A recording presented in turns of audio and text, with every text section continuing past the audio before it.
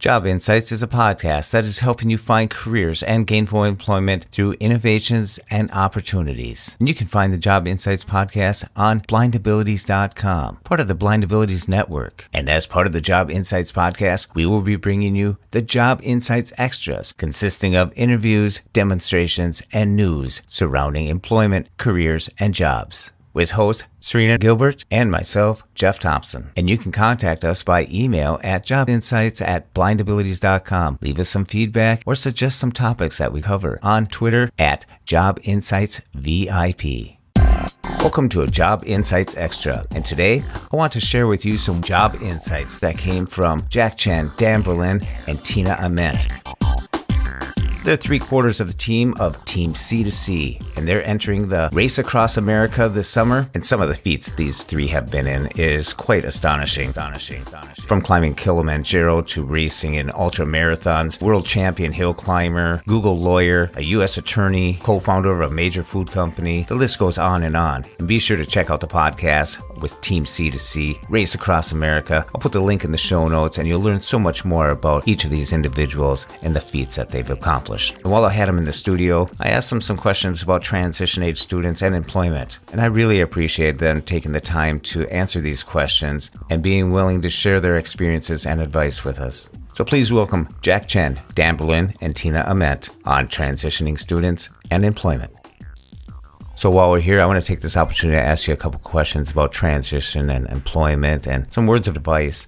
Tina, what advice would you have for someone who is transitioning from high school to college to the workplace and has their job sights on employment? Be your own best advocate. I think the hard thing about leaving high school is, and then about leaving the education environment and going into the work environment, is that the older you get, the less built-in support systems you're going to have. So my advice would be to learn early on how to advocate for yourself and how to dispel people's assumptions about you. When I started at my law firm out of law school, there had been another blind attorney who worked there before me, and he had left to go and teach. And I started maybe 6 months after he did, and I got put in the same office as he had been. And I remember one of the partners coming in and saying, "Don't let this firm decide that you are Max. You're not Max, you're you." And not that Max wasn't a great guy and had a lot of, great talents and nothing against him, but you have to overcome people's assumptions that either they know what's best for you or whatever some other blind person did is what you do. So I would say learn how to self-advocate and learn how to recognize people's assumptions for what they are, because sometimes you won't necessarily see them unless you're on the lookout for it. That's a great point. How about you, Jack? One of the things that's absolutely key is to find people who have done this thing, whatever it is that you're doing before you, if that's possible. And one of the great things that I've also been involved with is creating a network of people who have incredible talents, who have disabilities. It's called Lime Connect. And its motto is to rebrand disability through achievement. And one of the great things about this organization is there are 10,000 plus other people out there who have disabilities who are doing what you're doing and who can act as a resource. And, when you go to your first job interview and they ask you a question that you don't know how to answer, like, for example, they come to you and say, "Hey, well, how are you going to draw this drawing?" Well, you go back to your network and you say, "Hey, guys, anyone else face this issue? How did you deal with it?" And just being empowered by having this resource is incredibly valuable, I think. I know I didn't have that when I was growing up. Sounds like Tina didn't have that when she was growing up. But now there are resources available just, by the quote-unquote click of a mouse. You can find people who are similarly situated with you or people who've gone before you. So finding those individuals who know what you're going through and can help give you some advice and some support along the way. Their resources are out there, so go find it. Dan, I know these are two tough people to follow, but you want to give it a shot? Oh, tell me about it. Yeah, sure. I mean, I have a little bit different perspective too, because I lost my vision a little later in life. So I was into my career and working hard at it. I hid it for years, kind of that fake it till you make it mentality. And then I had an epiphany at one point. I had this whole change in attitude that was so great for me. And the advice I would give to someone is to be yourself.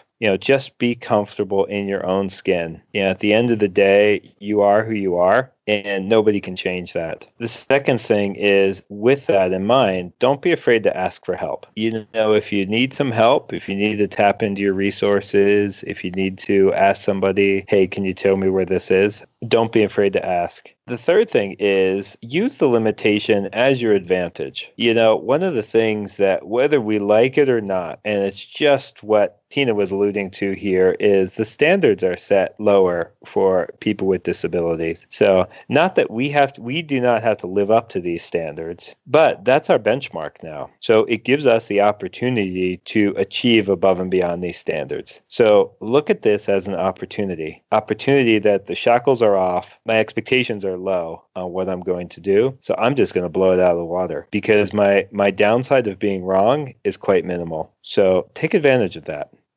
Just go for it. I would sort of add to that. I think the one thing that sometimes, I let floor me or discourage me is that, as I said before, people are always making assumptions about you. And the first thing they're going to make an assumption based on is that you're blind or differently abled. And so much of the time, you don't know how many times I get onto public transit and somebody says, do you know what stop you're going to? As though I would get my fare card, dress up in work clothes, and get on the train having no idea what stop I wanted to go to. So it's sort of like half the world assumes that you're feeble-minded, and then a quarter of the world assumes that you're some sort of superhuman, like you must have Steve Austin Bionic Man hearing and a computer chip implant for a memory because you actually get up and function in the world. So a lot of the time, I just have to remind myself not to let either of those assumptions, or people say like, oh, well, you're just so much more dogged and determined because you do your sports. It's like, well, no, I'm not a Superman.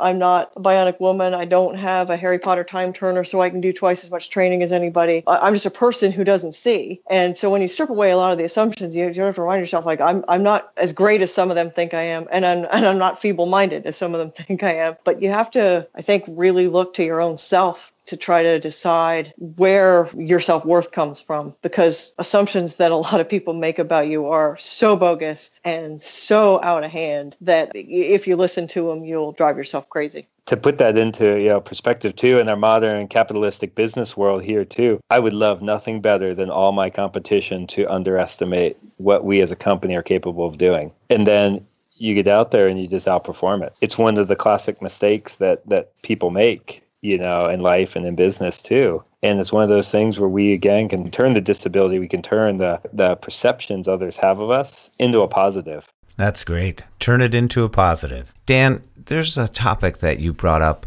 and it's about people not knowing what they can't do, something of that nature. Can you explain what you meant when you said that? Yeah, it's so true in human our existence. And so often, none of us know what we can't do. We all know what we think we can't do. But until you put it out there and actually try it, actually go for it, we really don't know what our limits are. And so often what we're pushing up against as blind individuals just happen to have it highlighted more than others. But this is universal. We're pushing up against our perceived limitations. That's something that all of us can challenge. That's why this message can be universal, beyond blindness, beyond disability. We catch a lot of attention because we're a cyclist who is blind or a runner who is blind has done X, Y, Z. And I hear the comments all the time from folks that say, I can't believe you ran the marathon. I can't believe you did an Ironman. I could never do that. And that label right there, it's like, no, you probably could do it. It would need a lot of work. And we tend to limit ourselves quite a bit right there. And it's so freeing to have those limitations removed. Just that idea that, we really can do whatever we want to do. It's just where we're going to focus and what effort we're going to put into it. So attitude, effort, and discipline is really what it all comes down to. And I think that's a really important point, Jeff, to drive home, is that a lot of people count themselves out before they even get started, right? They ask the question, can I, right? But they don't say I can. And so I think that for all of us, I think I would say where our blindness started, our lives really began. And what I mean by that is it's easy for folks, and this is not just cyclists, of course, but for anybody to have something significant happen to them in their lives or to be treated in a particular way. A fifth grade teacher told me very specifically that, you don't have to work so hard. Government's going to take care of you. Don't stress out. Don't work so hard in school. Because I was a kid who I really wanted to do well when I was younger, and I struggled. And so the mentality sometimes sets in that, well, I do have certain limitations and I should really count the costs. And for me, I've come to the point now where I say, well, rather than thinking first about whether I can do something, I say, how can I do it? So it's not can I, but how can I? And that extra word adds an incredible amount of power and success in one's life. And that's kind of one of the things that we want to communicate. Well put, very well put, Jack. Tina, being that you lost your eyesight early on, how did you overcome the obstacles that you faced? Well, to some extent, with a lot of help, a lot of support from family. I grew up in the days when my parents fought to get my sister and me into public school. And we sort of fought for every, between them and us individually, we fought for every little thing. And on the be careful what you wish for side, there was a lot of bullying. Back then, teachers didn't care if kids picked on us. There was no stigma attached to bullying or any of that. So a lot of it was between that and being military kids who had to move all the time. You just had to learn how to jump in and swim, essentially. I think having sports and activities was a way to belong. And I can remember when I was in fourth grade and I had a little bit more vision than I do now, being forced into gym class. And the day that we were doing soccer drills and I actually saved a goal and the class cheered for me was, one of the greatest days of my life. Who remembers a silly PE class in fourth grade? But I do, because sports was a way to belong with my sighted peers. And I think it's so important for anybody with a disability or to have the chance to fit in, because it's such a big part of growing up in the States. And, sports, music, all these kind of activities that kids do. My parents and my sister and I both, we had to push ourselves to get off the sidelines and be able to do something to belong. So I think, doing sports for me, I'm a very competitive person. So like Jack, I always wanted to do well in school and was sort of, very self-motivated to do well, but it was hard. And you did have to deal with low expectations because a lot of teachers and people didn't expect much of you. And, you had to find it within yourself to decide, hey, I'm going to go for what I think is important because, nobody's going to tell me. Such a great opportunity to talk to Jack, Dan, and Tina. Team C2C in the Race Across America this summer. That's RAM, Race Across America. We'll be covering it. Stay tuned. And it's such a great thing that they shared such great advice, such transferable advice. It's not just for school, not for employment, but life itself that they shared with us today. Thanks for listening to this episode of Job Insights Extra. And be sure to check out Job Insights on the Blind Abilities Network. We hope you enjoyed. And until next time, bye-bye.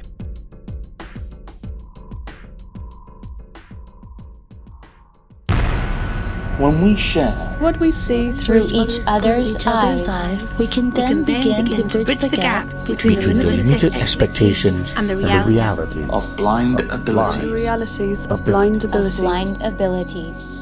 For more podcasts with a blindness perspective, check us out on the web at www.blindabilities.com, on Twitter at blindabilities. Download our app from the App Store, blindabilities, that's 2 words, or send us an email at info@blindabilities.com. Thanks for listening.